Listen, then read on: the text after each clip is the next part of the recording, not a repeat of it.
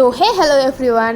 তো আজকে আমার ডিউটি ছিল 6 ঘন্টা। তো 6 ঘন্টা ডিউটি করে আসার পরে আমি দেখি যে সবাই অনেকেই আর কি যে ইউনিফর্ম পরে ভিডিও করে। আমি খুবই কম করি, কারণ আমি হলো ডিউটি থেকে আসার পরে মানে শুধু ইউনিফর্মটা খুলতে পারলে বাঁচি, কারণ আমাকে খাকি তো একদমই ভালো লাগে না, কারণ এটা হলো তাড়াতাড়ি নোংরা হয়ে যায় আর ধুয়ে দেওয়ার পরে এটাকে প্রেস করতে হয়, এটাই হলো সবথেকে বড় প্রবলেম।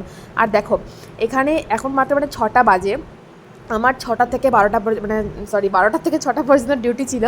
তো এখানে দেখো 6টা পর্যন্ত এতটা মানে এখনও মনে করা যায় যে 4টা বা 5টা বাজে এরকম। তারে এই দিদিটা হলো নাগাল্যান্ডে বাড়ি, এই দিদিটার। আর এই দিদিটার সাথে ফটো ওঠার পরে সবাই বলেছিল যে ছেলে ছেলে ছেলে, কিন্তু না, এই দিদিটা হলো মেয়ে। তো তোমাদের সাথে শেয়ার করছি যে বিকেল টাইমটা আমি কী করি।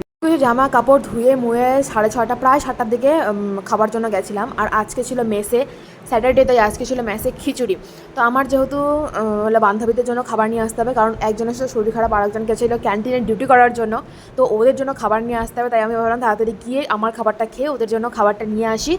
তো আজকে খাওয়া দাওয়ার পরে আমাদের ছিল একটা মিটিং, মানে হলো আমরা রিসেন্ট ঘুরতে যাব, তার জন্য আমাদের একটা ছোটো মোটো মিটিং করার ছিল। কারণ হলো কী পড়বো না পড়বো, মেয়েদের তো এটাই প্রবলেম থাকে। তো আমরা গল্প করতে বসেছিলাম তিনজনই, কারণ আমরা তিনজনই যাবো। টাটা।